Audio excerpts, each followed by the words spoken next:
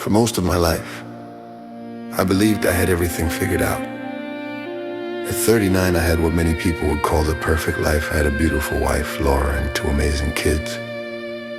Emma, who was 9, and Daniel, who had just turned 6. I also had a job that paid more money than I had ever imagined earning when I was younger. My office was nice in a modern glass office building overlooking the river. From the outside, the company looked impressive. When people heard where I worked, they reacted with admiration. Wow, that must be an amazing place. But inside the company, I saw something very different. Relationships were built on aggressive competition. Political games were played to get promotions. The company loved to talk about creating value for society. But whenever there was a real choice between values and money, the result was always the same. Money won. Every time. I felt it clearly, but I didn't want to look like a naive dreamer. So I told myself this was simply how the world worked. I had a family, I had responsibilities, my job was to provide. But slowly something inside me started whispering, this doesn't feel right. The voice became louder over time, especially during dinners with my kids. Emma would excitedly talk about school. Daniel would explain some complicated game he had invented. I listened to them, but a strange feeling grew inside me. I was spending most of my days and many weekends working for something that didn't feel right.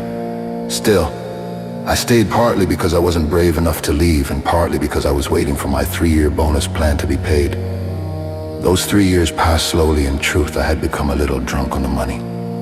When the bonus was finally paid, something inside me shifted. I suddenly felt more protected, more free to listen to that quiet voice. And the whisper became clear. I don't belong here anymore. 3 months later, I resigned. Freedom and inflation. At first, leaving felt like freedom. For the first time in years, I had breakfast with my kids. I helped Daniel build a small wooden bridge for his toy trains. I slept longer, I felt lighter. Laura noticed it too. You finally look calm, she told me one evening. But there was another side to it. I had always defined myself through achievement, through progress, goals, results. Without my job, I suddenly felt lost. So I decided to start my own business. It seemed like the logical next step. I had experience, contacts, ideas. I told myself that if I worked hard, I could build something more honest than the place I had just left. Laura supported the idea, but she asked me for one thing. Just promise me you won't disappear into work again. I smiled and said confidently, I won't. I truly believed it, but building a business is not the same as dreaming about one. Very quickly my days filled up again. Clients needed proposals, systems needed to be built, partners needed meetings, problems appeared constantly. Soon I was working longer hours than I ever had at my corporate job. The strange thing was that I worked from home. I was physically present, but emotionally, I was somewhere else.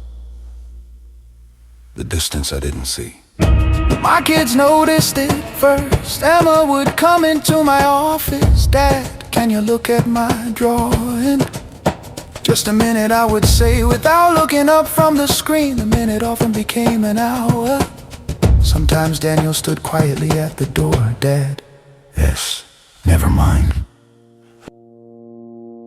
Laura noticed it too. During dinner, I checked my phone. During conversations, my thoughts drifted toward emails, numbers, plans. One evening, Laura looked at me and said quietly, I miss you. I looked up confused, but I'm here all the time. That's not what I mean. I sighed. Laura, I'm doing this for the family. She nodded slowly, but I could see something in her eyes that I chose not to understand. Over the next year, the distance between us grew. I kept telling myself that once the business stabilized, everything would be better. Just a little more work, just a little more time. But there was always another project, another opportunity, another problem to solve. What I didn't realize was that I had become too busy to hear my own inner voice. The shock. 2 years passed. One evening after the kids went to sleep, Laura asked me to sit with her in the living room. "I think we need to talk," she said. Something in her tone made my stomach tighten. She took a deep breath. "I can't live like this anymore." "What do you mean?" "I feel alone even when you're here." I immediately tried to defend myself. "I'm doing everything for the family." She shook her head gently. "No, you're doing everything for money. That's not fair, isn't it?" There was a long silence. Then she said the words I never expected to hear. "I think we should divorce." It felt like the ground disappeared beneath me. Divorce. "What about the kids?" I whispered. "I've been thinking about them for 2 years," she said quietly. That moment shocked me more than anything else. She wasn't angry. She was exhausted. My attempt to fix everything. I reacted the way I always had. I tried to fix the problem. "We can go to therapy," I said quickly. "I'll take time off. We can travel. We can fix this." She looked at me with sadness. "You're reacting now because you're scared." "No," I insisted. "I want to change." For the next months I tried everything. Couples therapy, more family dinners, weekend trips. But something had already broken between us. Emma became quieter. Daniel started having trouble sleeping. For the first time in my life, I faced a problem that I could not solve through effort, intelligence, or persistence.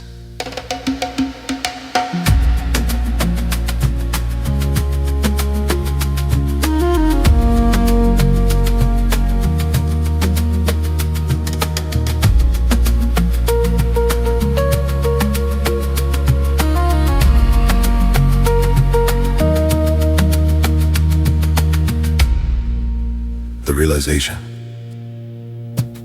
One night I sat alone in the kitchen long after everyone went to sleep. And suddenly I saw something painful. I had been so busy providing for my family that I had slowly lost the family itself. And then another uncomfortable truth appeared. All the endless work, the ambition, the obsession with building and achieving. It wasn't really about my family. It was a lost fear. Somewhere deep inside me lived a belief that there would never be enough. Not enough security, not enough money, not enough success. So I ran faster and faster, and I called it responsibility. Learning to slow down. After months of emotional chaos, I did something I had never done before. I slowed down. Not completely, but a lot. I started taking walks without my phone. I began sitting quietly for 10 minutes each morning. At first my mind was loud and chaotic, but slowly something deeper started appearing. Feelings I had ignored for years, regret, grief, love for my children. And eventually I began hearing a quiet voice inside me again. It didn't shout. Somebody whispered, "Slow down." The lesson. My marriage didn't magically heal overnight. Some homes take longer to understand. For a long time I believed I would still fix everything. The distance between us had been going quietly for years. By the time I realized how serious it was, Laura had already started letting go. Some things in life break slowly. And sometimes by the time you notice the cracks, it's already too late. After months of painful conversations, we finally accepted what neither of us wanted to admit. Our marriage was over. We're divorced. I would be lying if I said I didn't expect more from my wife. Part of me believed she would try harder to keep the family together. For a long time I held on to that thought. I blamed her if she gave up too easily. But over time I realized that those were my expectations, my ideas about how things should have been. Blaming didn't help me. It only kept me stuck. At the same time, I don't think it is as simple as saying everything was my fault either. Life and relationships are rarely that simple. I just don't know Laura's full story. I accepted that I simply don't know all the reasons. To shift that, I'm gonna focus on what I can change. It was the hardest moment in my life. I'd always been focused on providing and earning money. So suddenly I was anxious about how I would maintain the same standard of living after the divorce. My confidence took a hit too. The image I had of myself as someone who could solve any problem was shaken. But the hardest part was the kids. See the confusion and sadness in their eyes is something I would never forget. For a long time I also blamed myself. Maybe I should have listened early. Maybe I should have slowed down on sewing.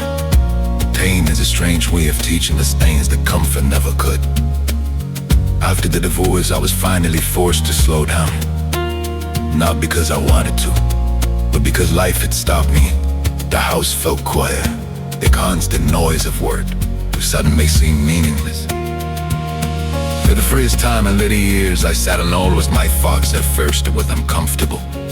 My mind kept running back to everything I had done wrong. But slowly I started doing something I had never really practiced before. I began listening to my inner voice.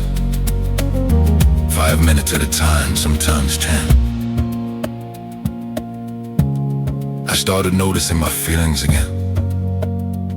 When something felt peaceful, when something felt wrong, and something inside me said this matters.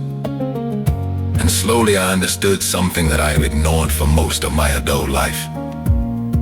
Making money is important, but making money is not the same as living well. Being present is more important.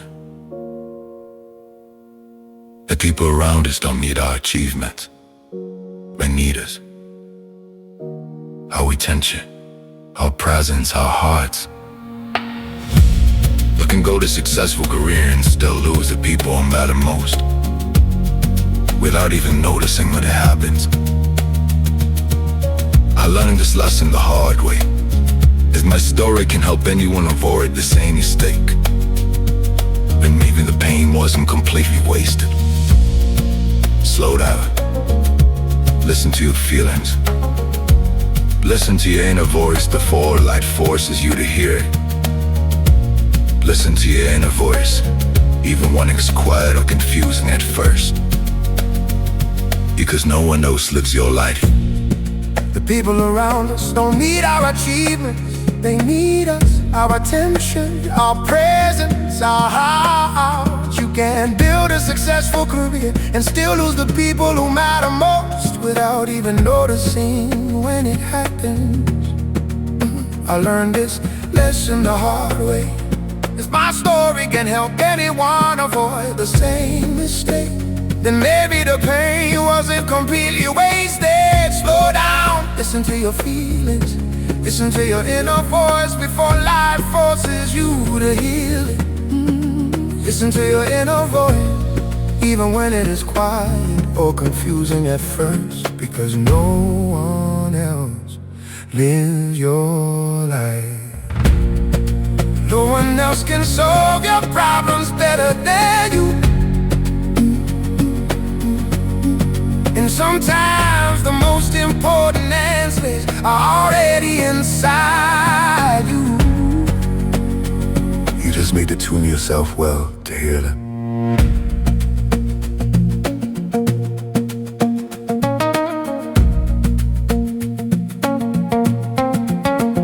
Somewhere deep inside me lived a belief that there would never be enough. Not enough security, not enough money, not enough success. So I ran faster and faster, and I crawled it responsibility. The people around us don't need our achievements. They need us, our attention, our presence, our hearts. You can build a successful career and still lose the people who matter most, without even noticing when it happens. I learned this lesson the hard way. If my story can help anyone avoid the same mistake, and maybe the pain wasn't completely wasted. Slow down, listen to your feelings. Listen to your inner voice before life forces you to hear it. Listen to your inner voice, even when it is quiet or confusing at first, because no one else lives your life. No one else can solve your problems better than you. Oh, and sometimes the most important answers are already inside you. You just need to tune yourself well to hear them.